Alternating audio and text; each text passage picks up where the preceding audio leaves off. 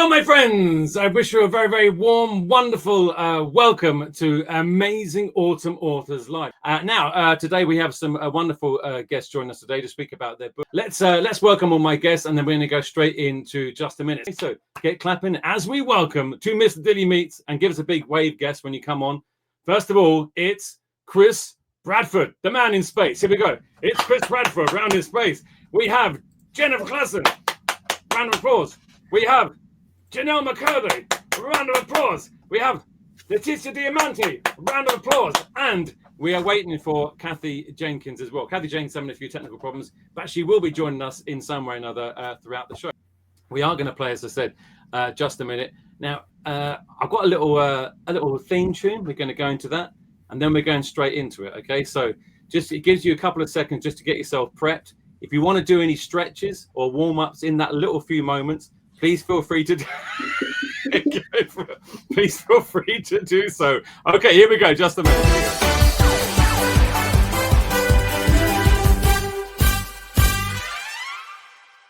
Look at that highly technical titles there. Pretty good. When I'm going to say 1, 2, 3, go. It will go to full screen, and then you'll have 1 minute to talk about your book.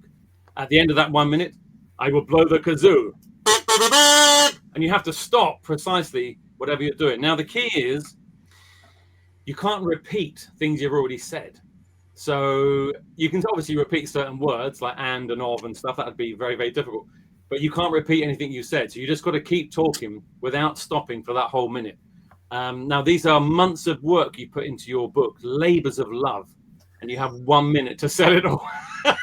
So good luck. Okay, so we're going to say goodbye to Letizia, Janelle, and Jennifer. Goodbye for now. We'll see you all in a minute. And Chris, it's just me and thee, sir. Okay, so okay. Are you feeling pretty good? I'm feeling very good. Very good. I'm almost ready to go. So let me hold on. Okay, this is take my 1 minute of breath.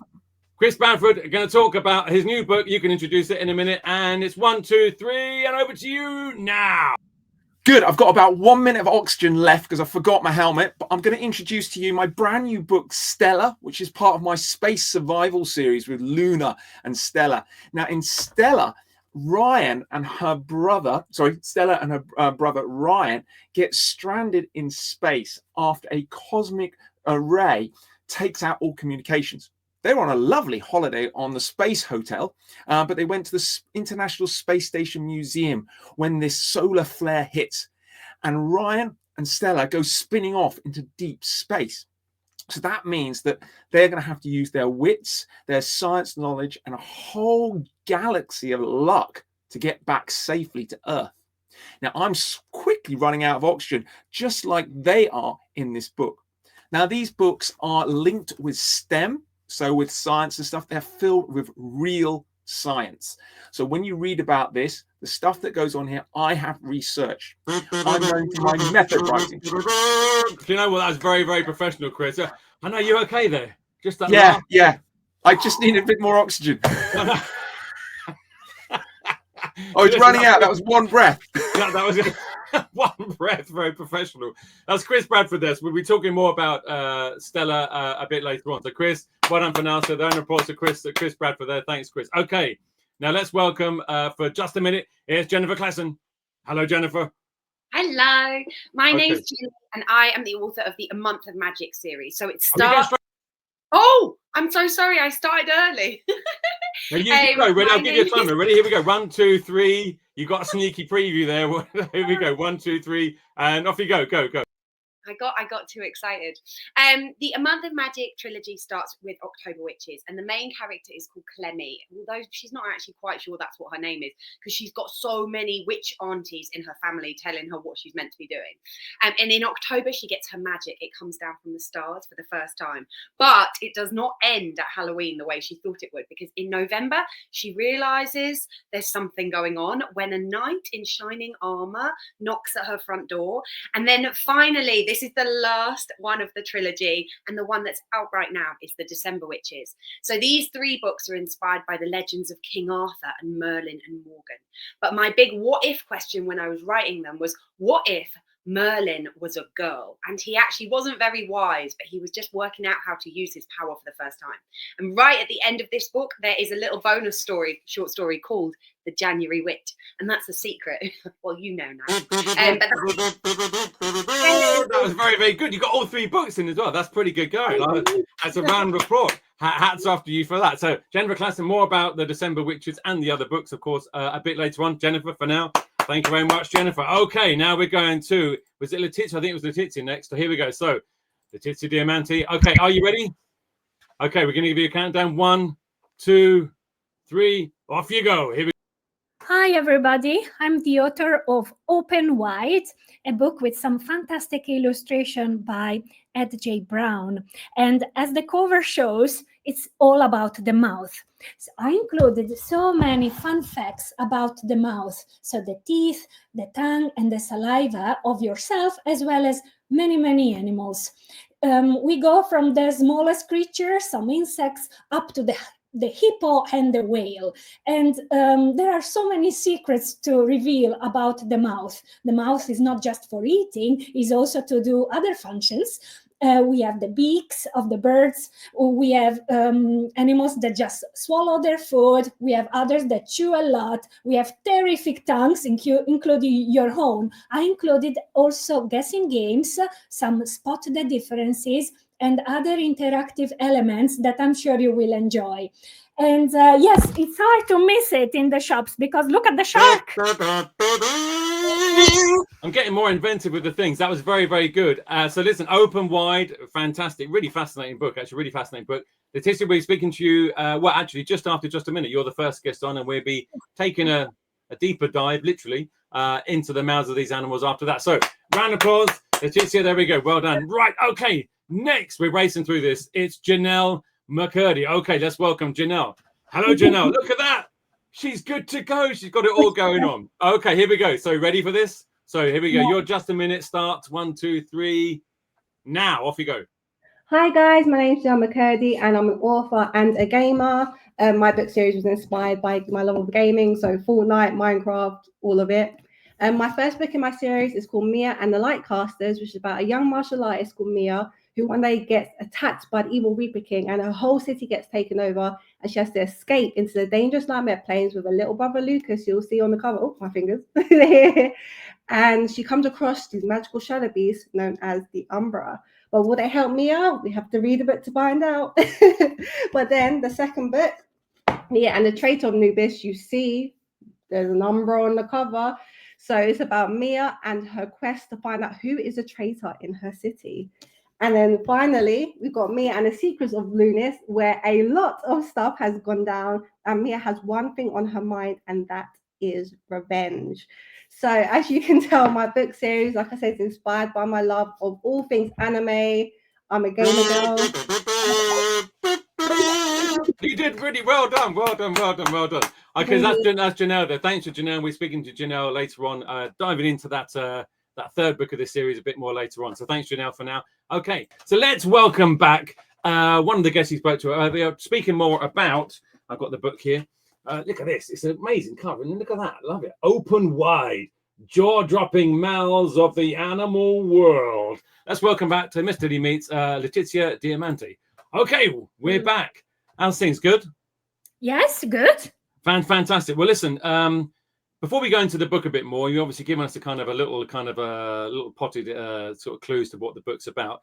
Tell us a little bit more about yourself and how you then got to sort of be an author and write this book. So if I hand over to you just to sort of tell us a little bit about who you are and all that, and then we'll come back and speak more about your wonderful book. So here we go. Hand over to Letizia for that.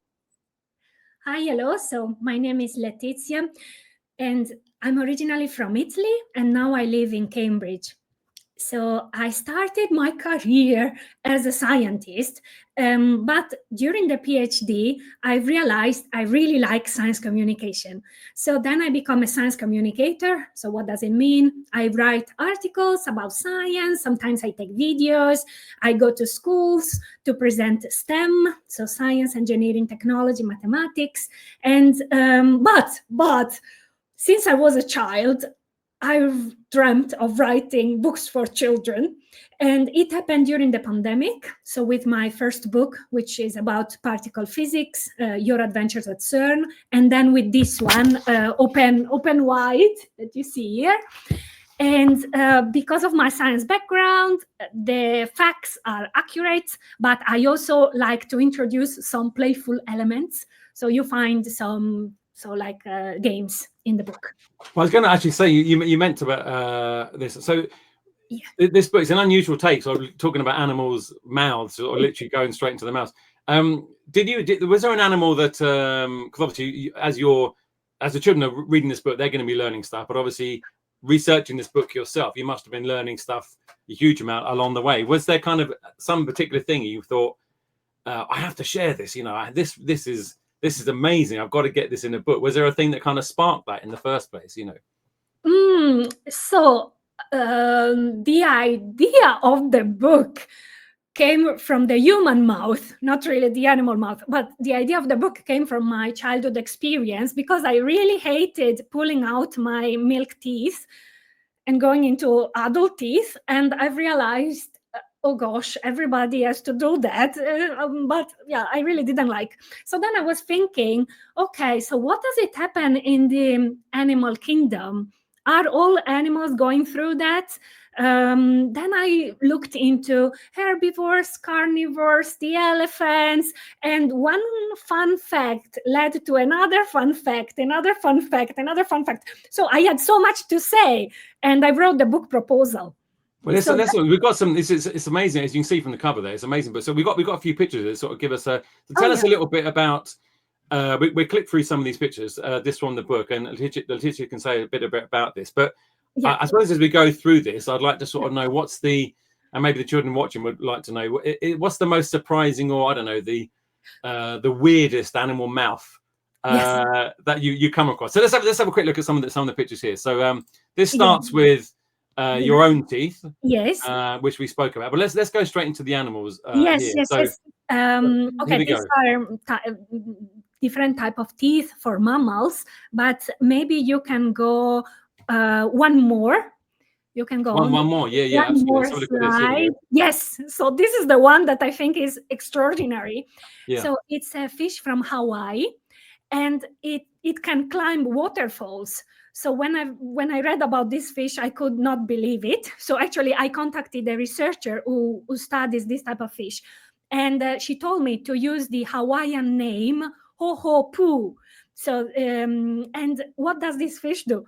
So this fish hatches in streams, then is washed to the ocean, but then in a certain time of his life has to go back. And it has to go back against the current and against the height of the waterfalls. So it has to climb up. So how does it do that? It has usually two suckers. So you imagine one is in the belly, one is in the mouth. So normally the mouth is here, but in a process that takes 2 or 3 days, the head really transforms. The sucker comes down here, and now the fish can climb waterfalls. It's absolutely incredible. That is unbelievable. By the way, just to shout out to Ed J. Brown, you did these illustrations as well. Yes, lovely illustrations. Oh, that is fascinating. Let's have a jump to. Okay, let's have a look. That is absolutely also really quite disgusting, but wonderful. That's unbelievable. Here we go. Hidden talent. So what are we looking at here? Yeah, so this is the cute hamster, and I love to point out that the hamster doesn't need shopping bags because it has huge cheeks, so they can stretch, and go triple in size, go down to his hips. And imagine, when you have a candy here, it gets wet with your saliva, but the hamster has a way to keep the food dry, so it will bring food from one location to another one that is safer, and it will try to fit stuff as many pieces of vegetables and nuts as possible. So I think I'm a bit like that, Letizia. So I remember I think I'm a bit like that. Okay, we're going to jump straight to this picture because Chris Bradford said earlier this actually terrifies him. So it's not really good because obviously he's in space, as we know, running out of oxygen. So I'm very, very sorry about this, Chris. But this is the picture that was actually of the creature on the front. So we have here the shark. So tell us a bit about this. Yeah, This is always fascinating. the shark. So the shark is really special. So the shark is one of those animals that goes through a lot of teeth, thousands of them in its lifetime. And why is that? Because while our teeth come down are hidden inside the jaws and come down or up, but in the case of the shark, there are so many rows of teeth hidden inside the mouth, and when one tooth is damaged or worn out, another one can flip forward. So either up or down on upper jaw or lower jaw, they just flip forward. And it's just unbelievable also that the shark can go through so many teeth, thousands of them.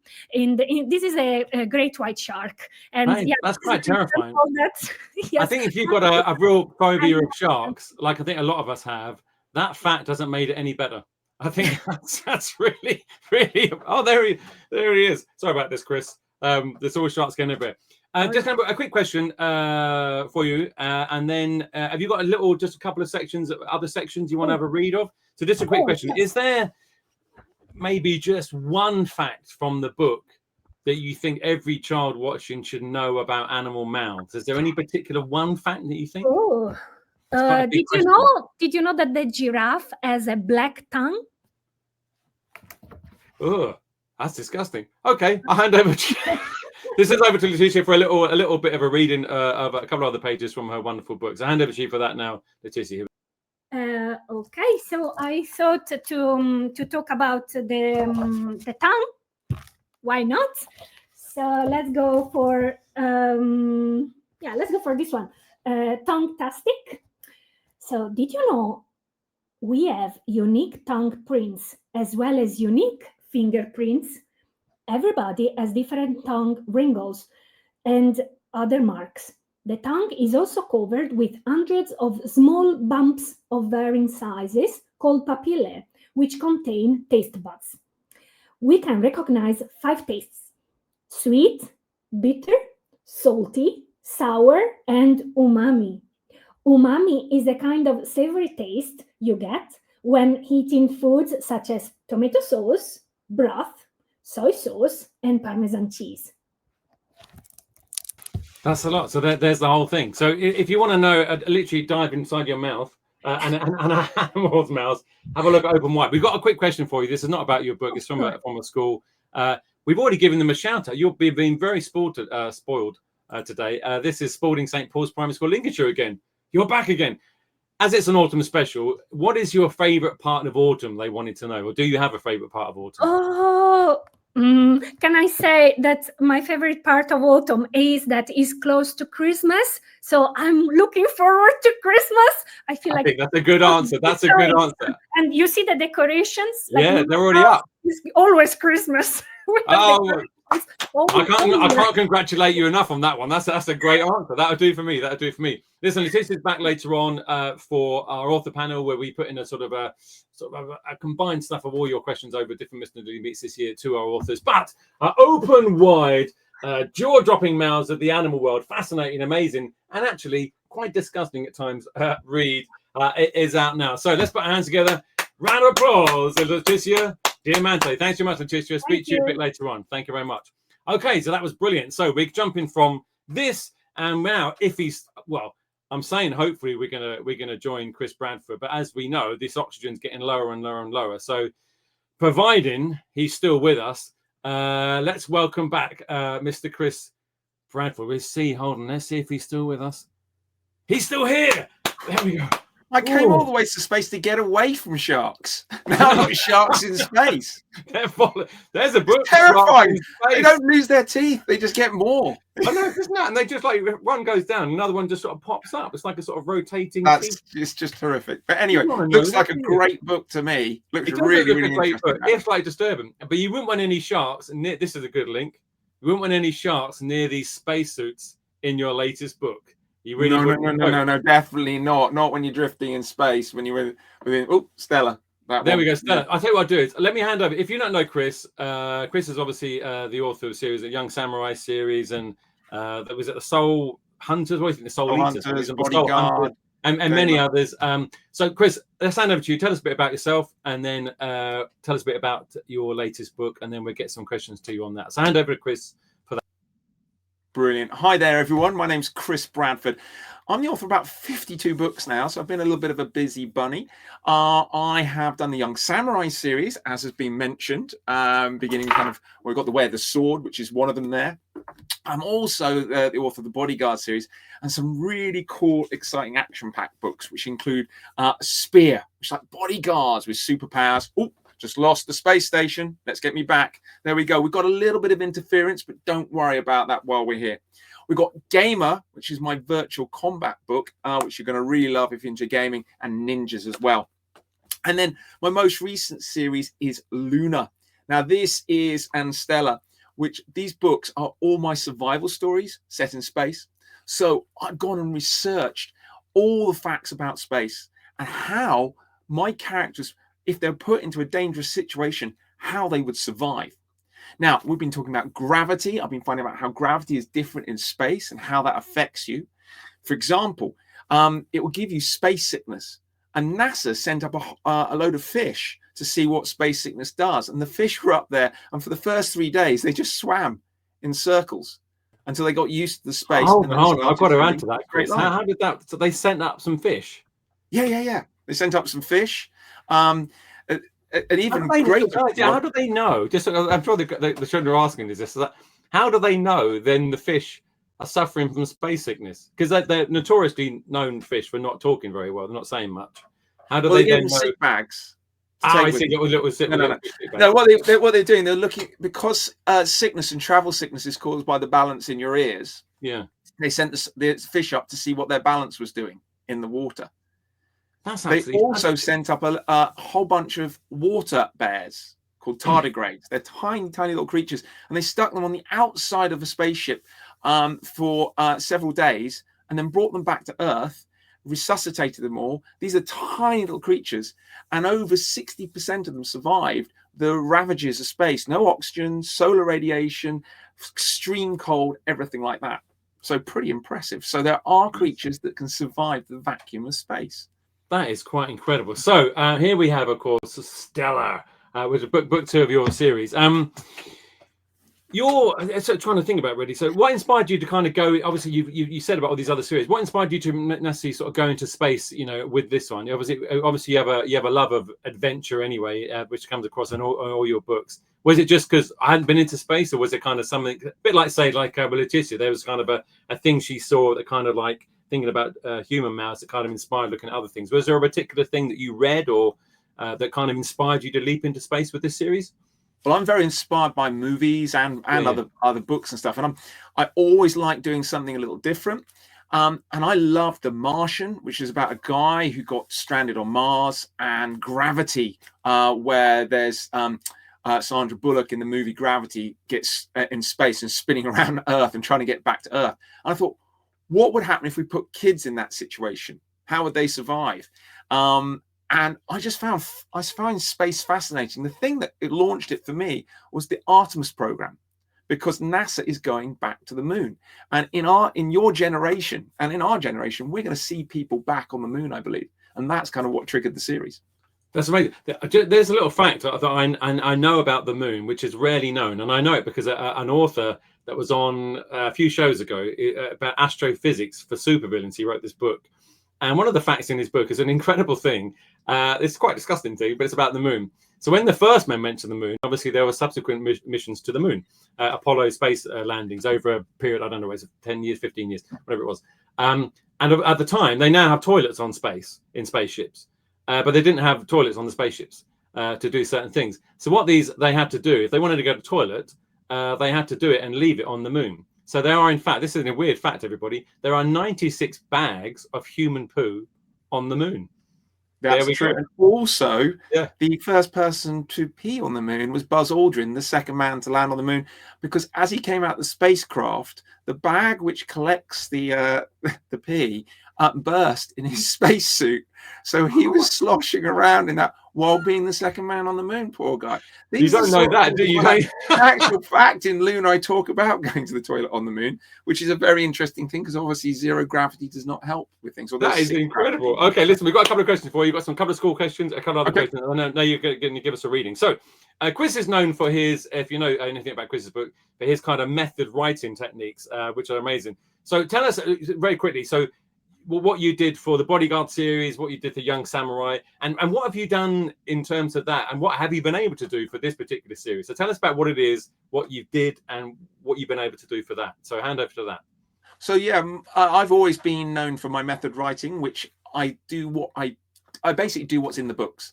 So for Young Samurai series, I trained in samurai swordsmanship. I also trained as a ninja. And then for my Bodyguard books, which are hugely popular, oh, that's me grabbing a Bodyguard book. I went and trained and qualified as a professional bodyguard. So for this series and Stella, my ambition is to get into space. Unfortunately, I'm not a billionaire like Elon Musk, and there's a bit of a waiting list. So what I could do instead was I went to the Light Museum in London, and they were showing this amazing immersive show about the moon, where you are actually within the moon and all the pictures from there. I also went to the Science Museum and I saw the Apollo landing spacecraft. And I often look up at the sky and look at the moon. So that's as far as I've got so far. Yeah. I'm probably jumped a couple of meters towards it. But apart from that, I've still got my ambition to get to the moon. Wouldn't that be amazing one day when we can do that? Okay, let's have a couple of questions from live chat, and then we're going to go for a reading from Stella from Chris. Here we go. So, Livingstone Road, I guess, primary school, Georgina Whitford. Which is your favorite series you've written, and why? Well, thank you, Livingstone Road, for your question. It is a bit like saying, which is my favorite child? Yeah. Which obviously, as a parent, you can never make a decision on that. Well, we see. But no, I have so many. I mean, I love all my book series. For me, I would have to say, it's really difficult. My Gamer series is hugely popular, and this has surprised me because this is the one that keeps getting a huge interest. In actual fact, I'm just grabbing from my library here that I have in space. This is the American edition, which has just come out, which is really cool. So if it's a video game, you're going to love that. I would have to say, of course, my first child, the Young Samurai, has always got a place in my heart because that's what's launched my career and taken me where I am. But it always comes to the newest, and that's. So we have one from a school close to my heart because my son used to go to it many years. Well, not that long ago, years ago. Harlan's primary school, Haywards Heath. How do you make a book? I guess it's kind of like how do you approach kind of doing it, and is it different each time? First of all, hello to Harlan's. So Chris, how do you make a book? How to make a book. So it comes from the idea first, and that's where the strength of it all comes, and it blossoms and explodes from there. So Young Samurai series came from me as a martial artist when I was a kid. The bodyguarding came from a single line on a radio station, said the best bodyguards, the ones nobody notices, which made me think that kids would be awesome bodyguards. And the Stella and Luna came from movies. So that's the seed of growth. And then there's a lot of work. There's 10% inspiration, 90% hard work. Yeah, that's kind of how you do it. Going for it. Thank you very much for your question, Harlan's Primary School. Okay, Chris, we're going to hand over to Chris now, who's going to give us a reading from Stella before we jump into my next guest after that, which is Janelle McCurdy, coming up very, very soon. So, Chris, I'll hand over to you to give us a little sneaky taste of Stella. Here we go. Okay, here, 3-minute taster. So this is Jetpack chapter, and this is where Ryan over there goes spinning off into space after they've been going on their spacewalk. Ryan twisted and turned like an out-of-control firework. The jets on his pack were going off at random. Stella shouted to Brad, their guide, for help, but the radio static was so loud on the comms that Brad didn't hear. All the time, Ryan was spinning away, getting smaller and smaller. Stella knew she had to go after her brother before he vanished into the blackness of space. It was now or never. She unclipped herself from the safety line, pushed on her jetpack's joystick, and shot off towards her brother. Ryan was still darting around in all directions. "Shut down your jetpack," yelled Stella. She hoped he would hear her over the static. Whether he heard or not, she didn't know, but a moment later, his thrusters stopped firing, and he was adrift. Ryan was now little more than a white dot in the star-speckled blackness. Stella knew if she looked away for a second, she'd lose sight of him. A warning flashed up on the heads-up display of her helmet. 100 meters from the shuttle, turn back. But Stella had to go on. She needed to save her brother. 200 meters, 300 meters, 400 meters. Shuttle signal lost. Stella tried not to panic. The solar storm was blocking the signal, nothing to worry about. She focused on Ryan, making him the target as she sped through space. Then as she got closer, she was going too fast. Stella pulled back on the joystick. Her reverse thrusters fired, but it was too little too late. They crashed together, spinning. Stella lost her bearings. Earth, space, the International Space Station, all spinning around her. Dizzy and scared, she thought they'd never stop. Then she pressed the jetpack's emergency button.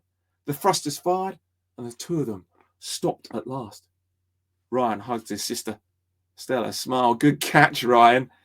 Thanks, sis. Her brother was panting hard, and he looked scared. Slow down your breathing, or you'll use up all your oxygen, she warned him. Their comms crackled, but it worked. Try to relax. Relax, Ryan gasped. We're drifting into deep space. Don't worry. I'll tow you back to the shuttle, said Stella as she clipped herself to him. What shuttle? Asked Ryan. It wasn't until Stella looked back that she saw just how far into space they were. The ISS was miles away. The hotel too. And she couldn't see the shuttle at all. Dun, dun, dun, dun, dun, dun, dun. That's fantastic, Chris. That is amazing. So listen, Stella is out now online in all good bookshops and everywhere else. So Chris, thank you very much for talking about Stella. Chris will join us later on for our author panel. Should he make it? I think the auction's actually gone up there, so I think you're going to be okay. I'm now in the kind of book world, so I've got a bit more oxygen, so I'm fine at this present, but I might be back in space for a bit later. So this is good. So round of applause, Chris Bradford, please. Thank you very much, Chris. We'll speak to you later on. Cheers, Chris. Thank you very much. Thank you. Okay, brilliant guest there, Chris Bradford. Okay, so now we're going into my next guest. So we're jumping through it. We're jumping through it today. Welcome back, Janelle McCurdy. Janelle, we are here. Hello, how's it going? Going well? Yeah, I'm good.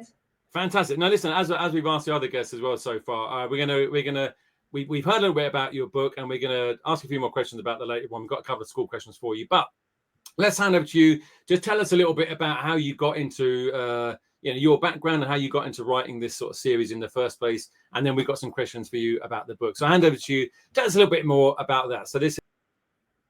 Hi, so I'm Janelle McCurdy, and like I said, I'm the author of the Mia and the Lightcaster series, and the last book in my trilogy is Mia and the Secrets of Lunis.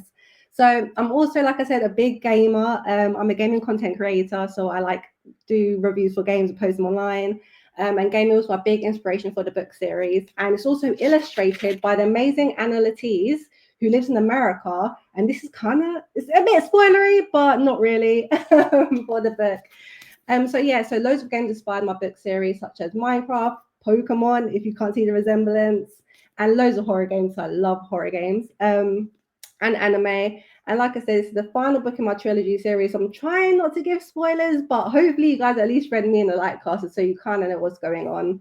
Like I said, she's a martial artist. Almost gave a spoiler there. She's a martial artist, and yeah, she goes on amazing adventures. I was going to ask you, because you sort of mentioned a couple of things there. So your kind of love of gaming and the influence in that are in the books. Here's a question for you. If say Mia's adventure was actually turned into, wouldn't that be amazing? Turned into a video game. What kind of challenges or players do you think? What challenges or powers do you think players could have in that game? That's a good question, isn't it? Yeah, so, I mean, what could they have without giving too much away from this book, of course? So that's the thing. So if you guys play Final Fantasy, then it'll be that kind of vibe. So it'll be an open world game with a storyline and loads of side missions. In terms of powers, well, I would because there's a rival team in the book known as the Elite.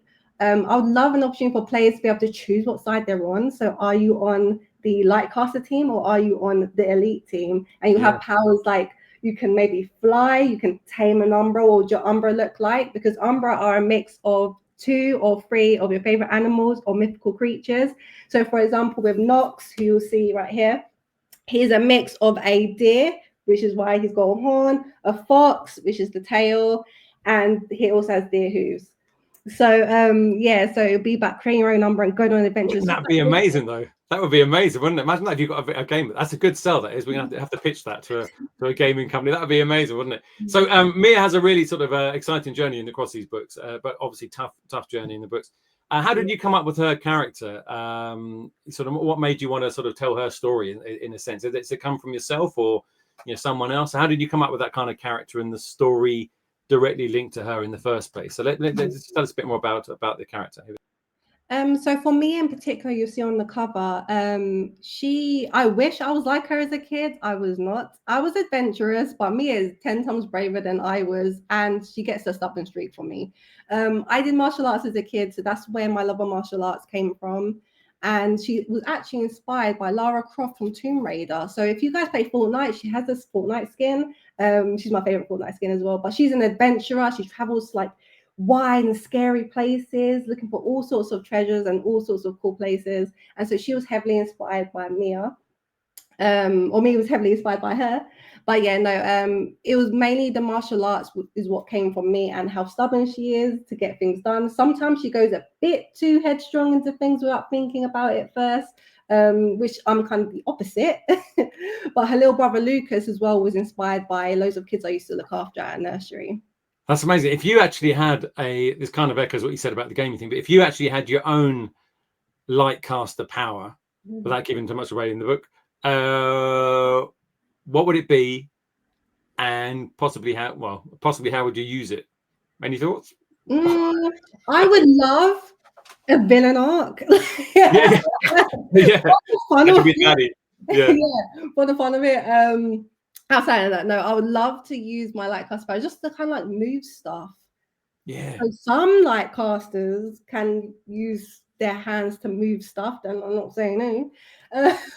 But yeah, I find it really cool, like kind of like telekinesis, like you can move stuff out of the way. You can also maybe shield yourself, like a cool force field, like that'd be so cool. That would be nice, wouldn't it? Wouldn't mind one of those. Can they do like a Mary Poppins when you can just sort of move it and clean the house really, really quickly? That would be very helpful. That'd be helpful. Let's face it. I think we could all do one of those. Maybe the children watching, but when you get older, you definitely could do one of those. So we spoke about the video game and all of that influence.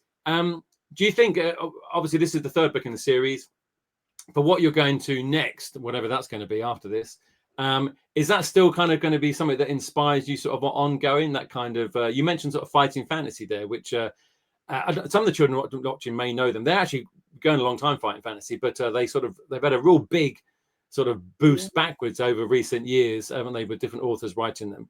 They're kind of role-playing games like that. Is that something maybe that you'd go into, something like that with what you write next? Yeah, 100%. So I've got a book out on submission, so fingers crossed. Pray for me, guys. But yeah, like I said, I'm such a huge gamer nerd. Like, Final Fantasy was definitely also another inspiration for this new series, and Tomb Raider, which is Lara Croft, a lot. So fantastic I love fantasy stuff so much. I love the idea of having magic, and I kind of wanted to capture the magic of gaming in like book form. So the action pack, the drama, the scariness, like I love it all. That's all there. Well, it all comes together in the book. So congratulations for that. Just to give us a little teaser, Janelle, you're going to read from this book, the third book, a bit that's not quite spoilery, kind of. Not quite spoilery. Okay, so I hand over to Janelle for that, and then we're going straight into my next guest, the wonderful Jennifer Claessen, coming up in a minute. So over to Janelle for that. So this is from chapter 15 in Me and the Secrets of Lunis. So when I first found out about the prophecy, it felt like I was forced on a path I didn't want to take, given powers I didn't even want. In reality, it was all a gift. I just couldn't see it at the time. Now I can. In fulfilling the prophecy, I get revenge for every soul taken by the Reaper King, everyone hurt by the neglect of a monstrous blank, who only ever protected her city and left the Tamers to protect all the others from the Reaper King. For all my family and friends, I'll do what it takes. I see Stella ahead of me, and a wave of calm washes through my mind, but deep within my gut, a darkness swirls. Whoa, Mikasa says beside me. Her eyes grow big as she takes in the magical view. She reminds me of the day I first arrived with TJ, Jada, and Lucas. That feels so long ago now. The city of Stella shimmers like diamonds in the pocket of fading sunlight ahead. It's nearly dusk, just as we were hoping. The closer we get to the giant gleaming entrance gates, the more my shoulders tense. I swallow the lump that jams in the back of my throat. A lot depends on this. It's okay to be a little nervous, Lux says, his hooves tapping against the stony golden path. I'm not nervous, I say. I'm focused. Just don't forget your goal and try not to let emotions control you, Nox reminds me. I won't. I made a promise and I'm going to keep it. Okay, sure. So, Lead you straight in there. That's good.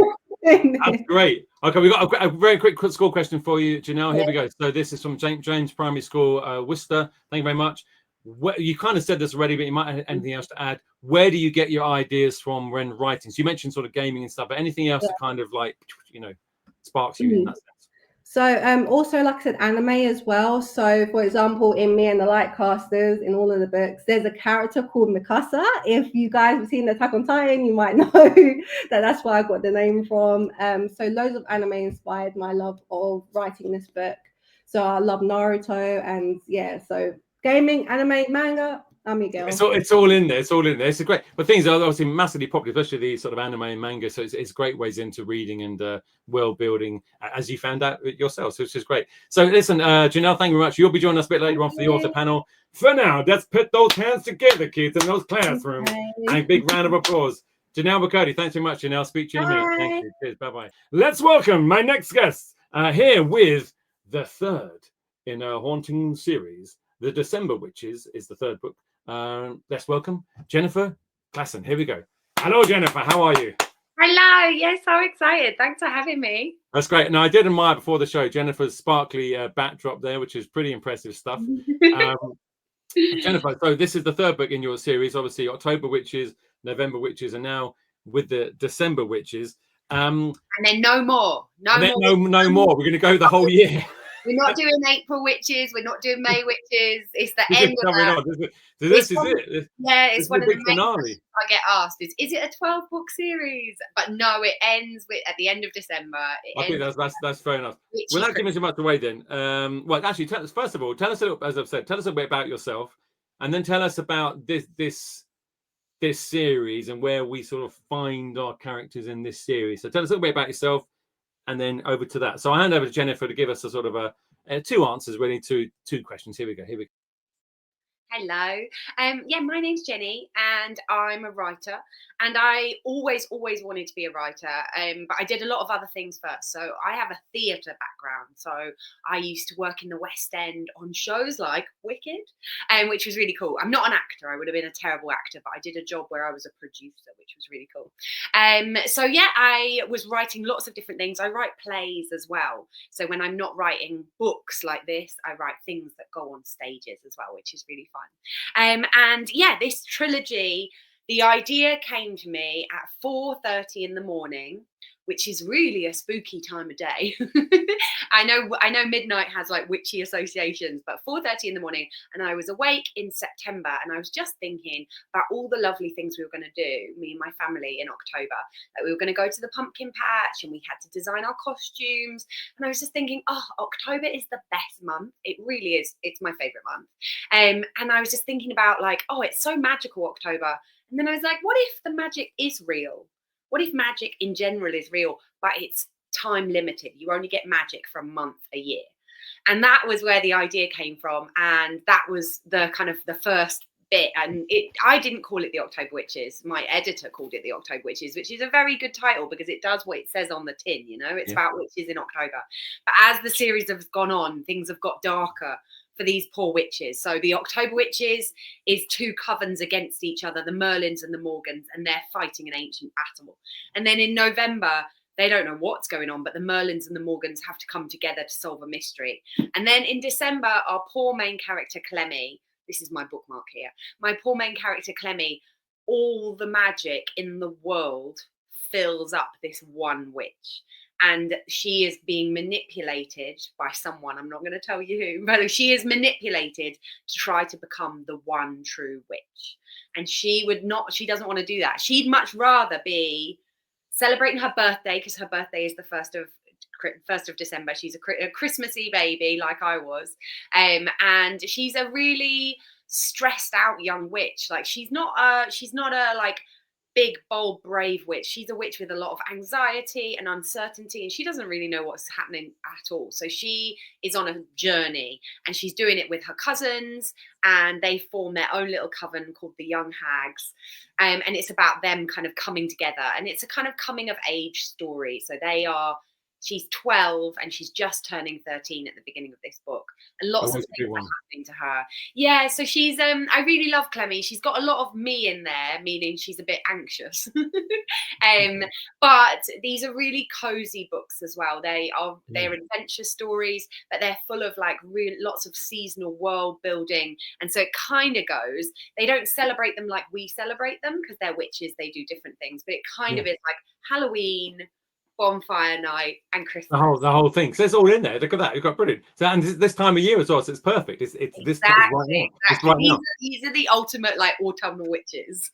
Yeah. Which if you could, so Clemmy obviously these powers. If you could have Clemmy's magic for a day, what would you do with it? You know what? I ask children that when I go on Oh, school. do you? Oh, great. Okay. You had magic for a day, because the deal with Clemmy's magic is she can do anything. She's got unlimited powers. But at the end of the month, everything that she's made with her magic is gone. And every child that I've ever met is smart and uses their magic to try and extend, to get more magic. And that is exactly what the witches do in these books. And that's part of the problem, because you cannot really keep magic. It comes down from the stars. But yeah, if I had Clemmy's magic for a day, I would love to try flying, of course. And there might be some flight in this book. They don't fly. These are not really flying witches. They're not pointy hat witches. They're just kind of normal people, but with magic powers, just for that 1 month. But yeah, I would definitely try flying. I would love to try being invisible as well, and hear all the gossip, get all the tea, hear all the. It's a dangerous one, that though, isn't it? Invisible. It's a dangerous. It's great in one way. Then you think, I don't know if it is. Yeah, I want to stay invisible, but yeah, I definitely like to try flying. And I think that really fits for these witches as well. But they all kind of have a specialism. Her aunties, so she's got loads of witchy aunties, and her auntie Connie is kind of a fire witch. She's a half witch, and her aunt Prudy is a forest witch and can grow things. And her mum, who's called Patience Merlin, she was one of the first characters I thought of, and she's kind of a home witch. So her power is actually in kind of sewing. She works in a dry cleaners. I used to work in a dry cleaners, but the cover of these books are all stitched. So there's a tapestry that's got all. So in a way, it's difficult, because you have to sort of choose between the different witches and their sort of set of skills, don't you? In terms of that, it's not just sort of general sort of skills. You mentioned the young hags and the covens in the book. How did you come up with the sort of the magical rules and traditions of that? Was that through actually sort of looking at sort of folklore of witches and stuff, or how did you come up with that? It was hard, actually. Magical rules are really hard, and I think that because I read so much fantasy when I was younger, I was like, yeah, cool. And then actually I wrote this book very fast. I wrote this in about 4 weeks, but then it took a very long time to edit it because none of the rules made any sense. So yeah, having time limited magic is interesting because they can do absolutely anything with their power. But it's time that's the problem. That's the main thing they're up against. And I did loads of research across the whole trilogy. Yeah. They were inspired by the ancient myths of King Arthur. So I read all the stories from King Arthur, and there's some really good ones. But what these books do is they take female characters and put them at the center of those stories, because across all of King Arthur, there aren't really any girls who do anything cool. They either have to be rescued, or they're having a really hard time, or they're. There's the baddie though. There's Morgana. She's pretty horrible. Evil. Because my first experience with those myths was from the film The Sword in the Stone. There's only one female character at all, and she's a joke.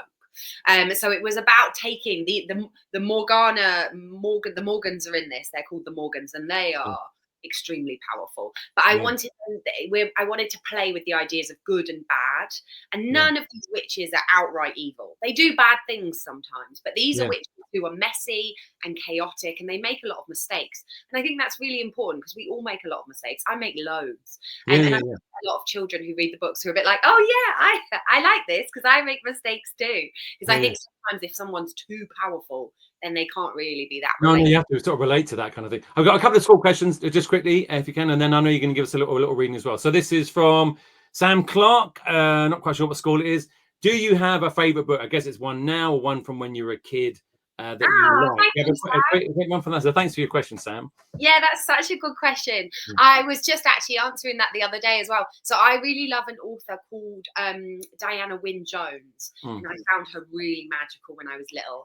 And I really love the His Dark Materials series by Philip Pullman. They have a main character called Lyra, who's really bold and courageous and on a quest to find out what on earth is going on. So I really loved those when I was little. And then now, as I am getting older, I still read loads of different children's books. I really recommend the Mia books that Janelle was just talking about. They're really, really cool. And I loved Artemis Fowl. And what else do I love? There's loads. I love All Witches. The Worst Witch books were a real. Of course, they're a huge influence on that whole genre, isn't it? Could you give let's go to. So you're going to give us a reading from December Witches? Yes. Fantastic. So, okay, let's hand over to Jennifer from a little reading without giving too much away of the December Witches. Oh, here we go. I'm going to read you just a little bit here where the witches find a new friend. You're glowing, Clem. I'm what? Glowing? You've turned a bit golden around the edges? I am a bit confused, but apart from that, I'm happy and light. I feel good, better than I have in days. I just did a generous and kind thing. I look down at myself and I am sparkling, like I've been bejeweled all over, but the burning heat has abated just a little bit. I never thought of myself as really negative, but I'm not a glittery person. Like my aunts, I didn't know I was meant to sparkle. And here I am twinkling like I've eaten strings and strings of fairy lights. Even through my red dress, the glow from my chest shines. I hold up a hand where, under the skin, you can see I'm teeming with stars. It's really beautiful and really weird. For a moment, I think of the stars as teeming bright bugs, and that makes me feel itchy. I think I just made a friend, I say. Where were you? Mirabelle says, I made a friend too. Her eyes flash with guilt, and I realise I've been too focused on her face. I should have been paying attention to her hands, both of which are hidden behind her back. I can't see whatever she's holding, but I don't need to because it bulges out on either side of her. Mirabelle, I say. I'm sorry, I didn't mean to. She just followed. And she steps to one side to reveal her new friend. I don't know what her name is, but I've been calling her Billy. I take in the huge hooves. The front one's a bit curled. The massive belly, bigger on one side than the other, and the especially huge, ginormous lopsided ears. Billy wafts a big waffle, as if that's the answer.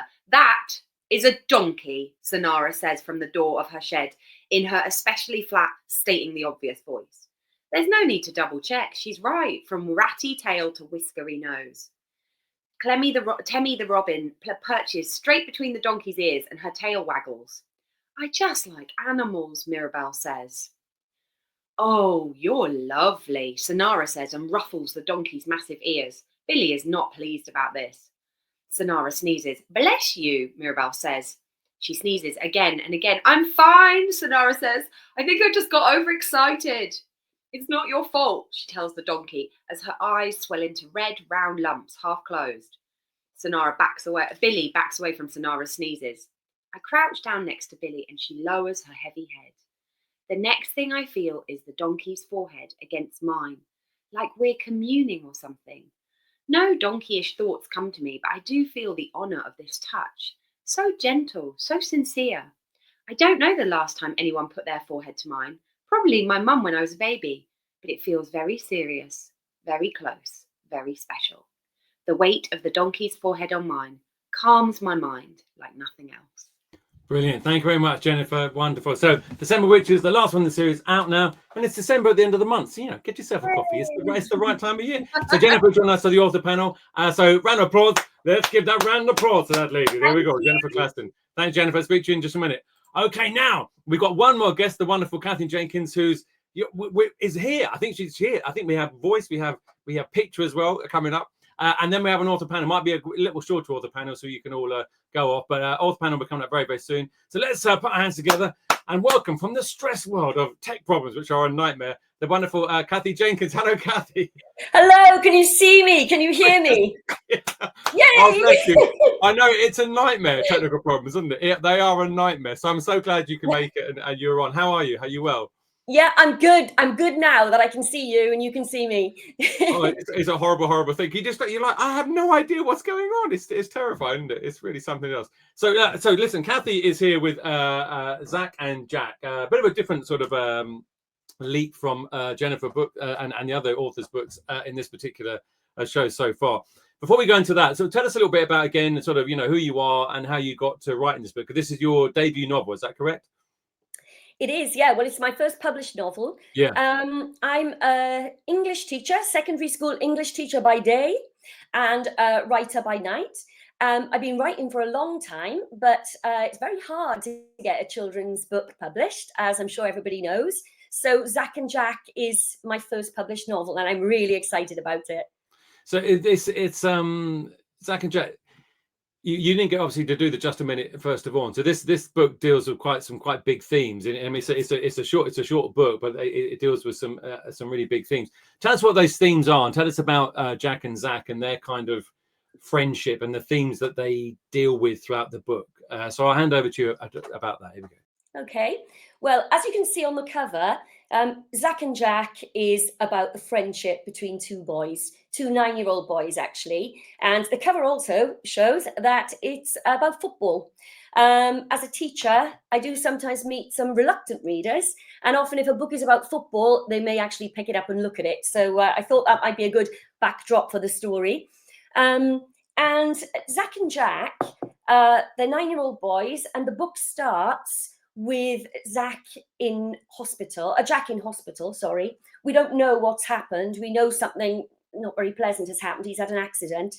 And we know something really bad has happened to Zac.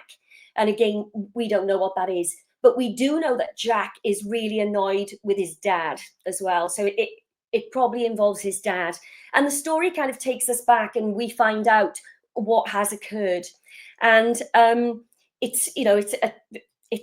Zac is confused about why his dad has got a problem with his friend Zac and his Zac's family.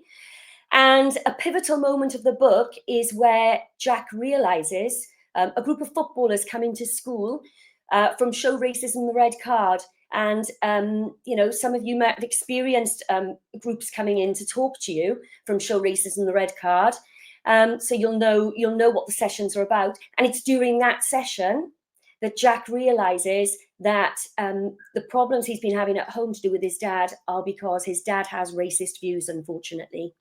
And that's what really comes across. Really, really good in that. And so Jac also sort of learns about the Windrush generation, Yeah. And the struggles Zac's grandparents face as you sort of go through the book. Why do you think it's important to include this part of history in your story? As I said, it's a lot to pack in. You've got a huge amount to pack in there. So why have you kind of put that in there? And what does that kind of give the readers extra to the sort of story? That kind of, looking at their own past, I guess, in that sense.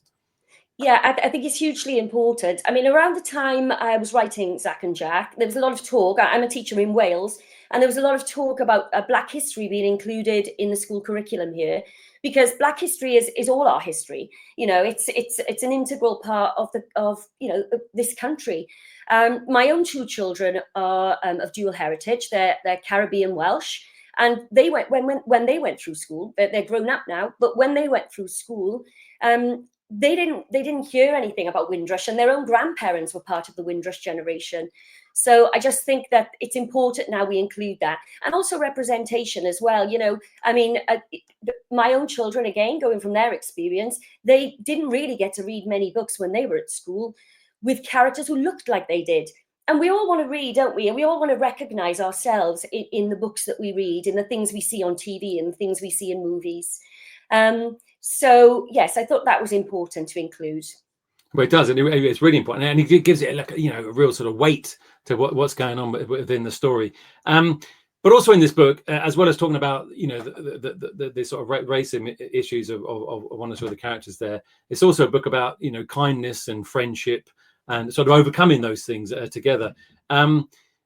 what World Kindness Day was actually earlier this month. But so, what advice would you give to kids who want to make their schools, families, communities a better place that maybe is sort of echoed by Jack and Zac in the book? Any particular advice you could give to them, but maybe as a teacher, but also as a parent yourself and an author, of course?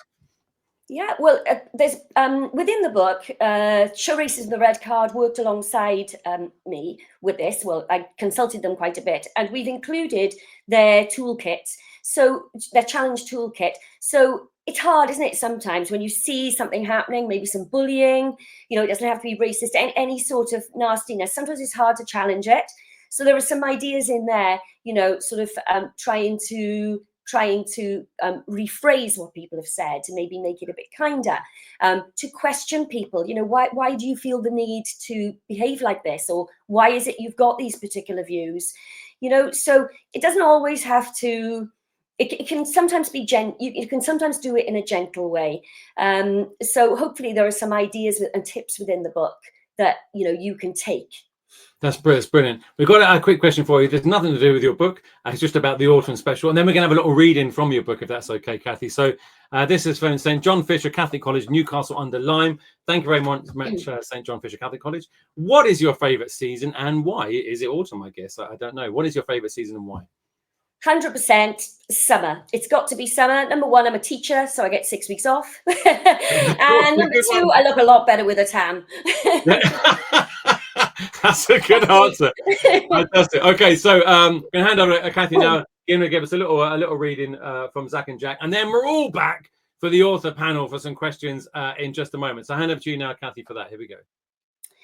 Okay, so this is the point in the book where the footballers come into school and the penny drops for Jack, you know, what his father's problem is. That's when it started to happen. As he was writing the words, I looked at them and I went hot all over, all of a sudden. And with each new word that Zac scrawled onto the paper, a horrible, sicky feeling grew in my stomach. Eddie and the other footballers were coming around the classroom. The footballer called Kelvin looked over my shoulder at the words that Zac had written in green and said something. I think he said very good, but I couldn't be sure because there was a kind of awful drumming in my ears. Then Kelvin crouched down to Zac's level and asked him his name. I was sitting there like a stupid idiot, holding a black pen, but there were no words on the paper in black ink. I didn't know what I was supposed to do. He asked Zac if he'd ever heard anyone say any of those words, and Zac nodded. He looked sad. He looked sadder than I'd ever seen him look before. I really hoped that no one noticed how red my face must have gone. Everyone in the room seemed to be busy writing things down and discussing what they'd written. Kelvin and Zac were looking at the sheet of paper on the table. Kelvin pointed to 3 of the words on the paper and said that he'd been called these ones. He asked Zac if he'd ever been called by any of them, and Zac nodded and pointed to one.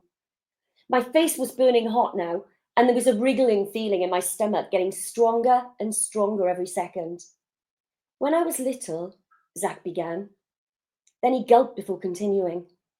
I was in the park with my dad. We were just playing on the swings, that's all. Then this horrible man told his little boy not to go on the swing next to the... Zac jabbed his finger at one of the words on the paper. This word, he used this word here. My eyes started to burn. My face was on fire. The noise in my ears was getting louder. And before I knew what they were doing, my legs had sprung me out of the chair. Sorry, I need the toilet, I said. I didn't stop to ask Miss Parker like I was supposed to. I ran straight to the toilet and locked the cubicle door behind me. Then before I knew it, I was crying. I felt like I was going to die there and then from shame. How could I ever be friends with Zac again? I had never said those words, never, but I had heard them many times. Brilliant there. So you get a real sort of taste of it. So this book's really, really good, as obviously has a great story, but also as a sort of an inroad into sort of learning about history, but also relationships, kindness, racism. It's kind of great. And as I said, quite thin, but great read. So an easy read in that sort of sense. So Cathy, thank you very much. So Cathy Jenkins there. I'll tell you what we do, Cathy. We're going to keep you on. And let's welcome everyone back for the last part of the show today and questions for all of us. What's the most exciting or unusual thing you've learned while being an author that you think the children watching might enjoy? Quite a difficult one. Any thoughts? So, Cathy, any thoughts? If you have no ideas, go, I have no idea. That's fine as well. Cathy, anything? That is a hard one. It is a and hard the one, most yeah. exciting thing has been going into schools and reading parts of the book and getting to talk about my actual book. Finally, it's not just me in a room on my own. I can actually. That's a good answer. That's a good answer. Fantastic. Okay, Letizia, how's you? Yes, so my house now is filled with props like this shark that I like to use when I go to schools and science festivals. So you got a house full of props. I've got a house full of props as well. It's great. Okay, Chris, what about yourself? I think it's the reading of books means you can be anyone. You can learn to be anyone. You can be an astronaut. You can be a bodyguard, be a samurai. You can be a cat. You can be a witch. It's the imagination. It can take you anywhere, and that's one of the magic parts of books. Brilliant. Jennifer? I also have a house of props. This is my sword. I've got a cauldron. It's the way of being an author. You had them already. Let's face it. Come on. There we go. I think the thing that a lot of children who I meet don't know is how many people make a book. So when I tell them that I didn't draw this cover and I didn't come up with the title and I didn't edit it, it sounds bad, doesn't it? It sounds like I didn't do much, but it's such a big team who make a book. Yeah. So I think that telling a story and making a book are very different things, really. Absolutely. And what about yourself, Janelle? For me, it's like having your books be translated into different languages and published in different countries. So like I'm learning Japanese myself, and I hope one day me and the Lightcast gets translated in Japanese, but it's in German. It's going to be it's in Czech Republic right now, and it's going to be in another country. That's so fascinating, isn't it? Isn't that brilliant? I mean, it's a really fascinating thing. That's brilliant. Okay, here we go. So there's kind of a general bit. You probably get asked in a little bit. So what's the hardest part of writing a story? And how do you keep going when it feels tricky or you're stuck? So I suppose this is for yourselves, but also advice for any children watching, any creative writing kind of tips. So let's go backwards. Let's start with you, Janelle, again, and we work backwards. So any thoughts about that? Yeah, two quick things. So music often gets me out of being stuck in like a rut. So if I'm writing like a fighting scene, I'll listen to cool anime music or battle music. And then another thing would be start off with answering these 5 questions that I'd normally tell on school visits. So who's your main character? Where are they going? What are they looking for? What stands in their way of getting what they're looking for? And then how does it end? So those 5 questions normally help get me out of any ideas I'm stuck in. That's brilliant. I love that idea of music. I know because it just sort of changes your mindset, doesn't it? And gives you a bit of inspiration from a different kind of source. Brilliant. Jennifer, what about yourself? Any advice there?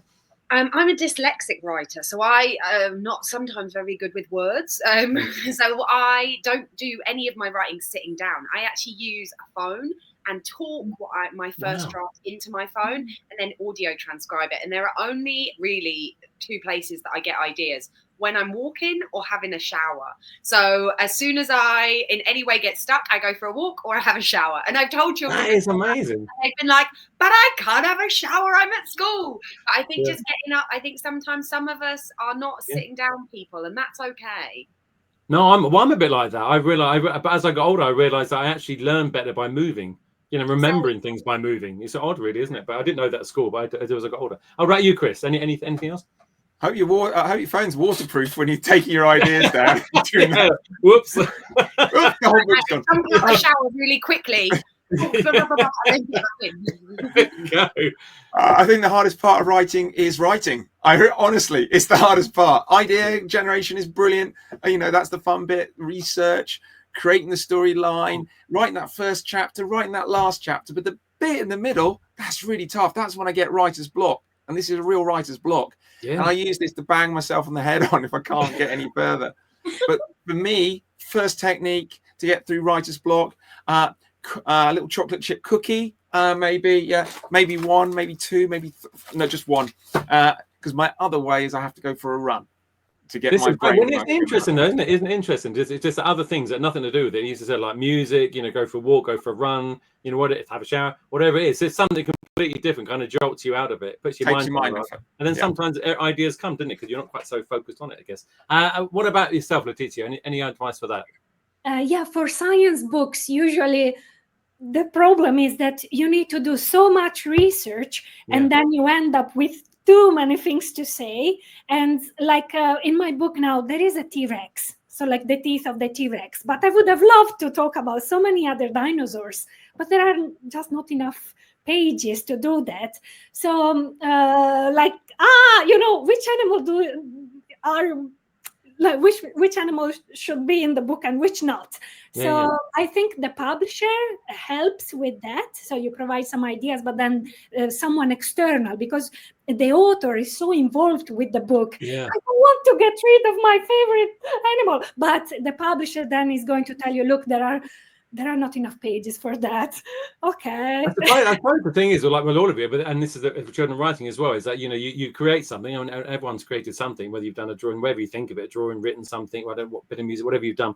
But then at some point you have to give it to people to look at or read or listen to or whatever, and that's a really hard bit, isn't it? Because suddenly they're kind of going, actually, not that. So I guess you always have to, as the children watch as well, you have to be not afraid of taking constructive, which means kind of like thought out but useful criticism of what you produced as well. So that's a good thing. What about yourself, Cathy? Anything you'd like to add to that?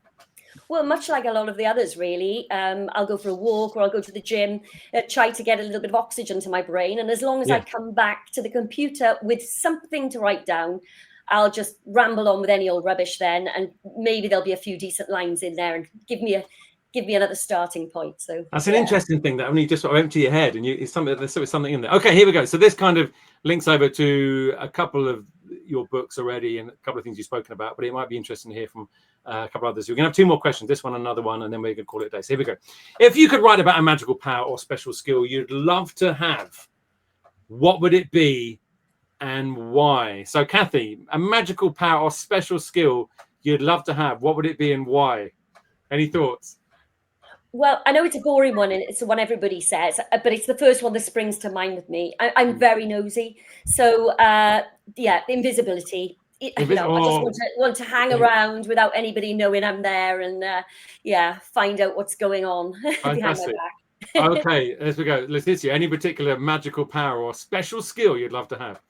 So in the chameleon, the tongue is really long, really sticky and fast. So what about you're lazy and food is over there on the other side of the room, but you're lazy.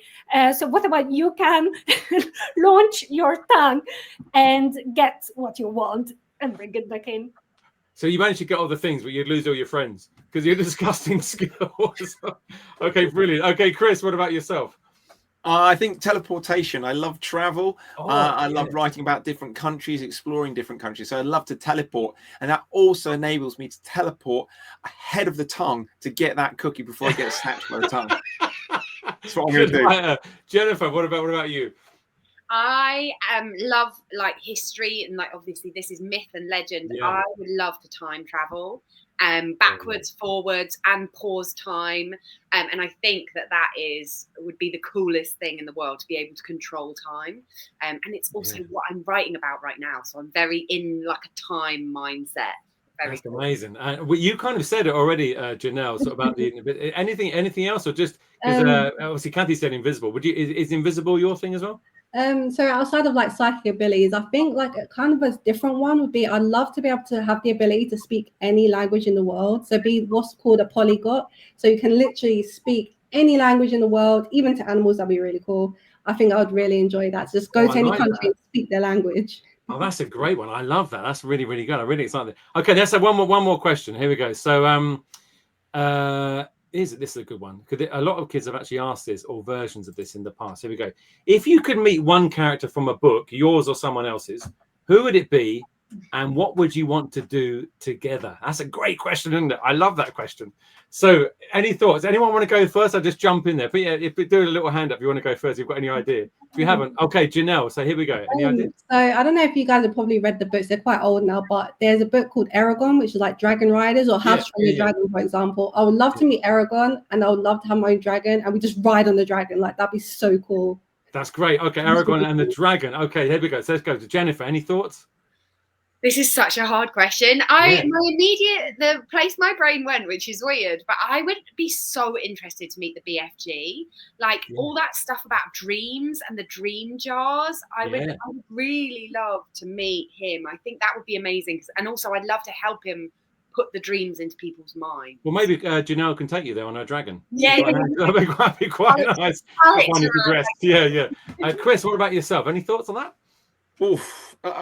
So many characters came into my head. I want to go traveling with in my stories. I love accompanying my characters on stories and where they go. There's a character called Sensei Yamada in my Young Samurai series who is this really wise person, but he also has some really cool secret skills like Kiai Jitsu, which is the art of the shout, which he can use as a punch. But if it was somebody else's book, then I think it'd be Willy Wonka. But the kind of the Willy Wonka that came from the recent movie in Wonka, that kind of very fun, jolly, the one who was kind of really brought you in and took you on an adventure and was so delighted about chocolate, which is one of my weaknesses. I think I might have to agree with you on that, Chris. I think. What about yourself, Letizia? Any thoughts? Yes, so Ada Lovelace.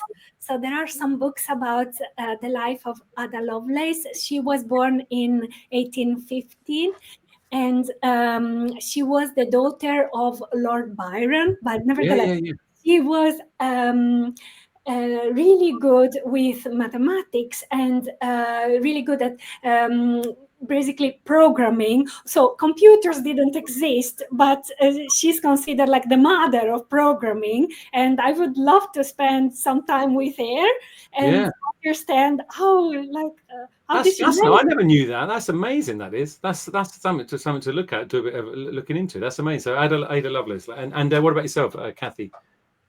Well, I was thinking Roald Dahl as well, funnily enough. I would love to have a little girl like Matilda in my class in school so that we could cause havoc together around the place to liven things up every now and again which is great because you'll be invisible, so it'll be fine. So even better. Even better.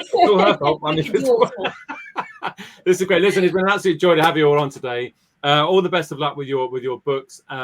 We're reaching December this week, so I don't know if I'll be the first person to say this, but have a wonderful December. I wish you all in advance a very happy Christmas when we get there as well. So let's put our hands together watching. So Cathy Jenkins, Letizia Diamante, Janelle McCurdy, Jennifer Claessen, and Chris Bradford coming down to planet Earth as we speak. Here we go. Thank you very much. Give everyone a big wave. Goodbye. Thank you very so much, everyone. Thank you. Lovely to meet you. And to say, I'll see you next time. Thank you very much. My name is Mr. Lunis. Goodbye from me. And it's goodbye from me. Goodbye, my friends. Goodbye.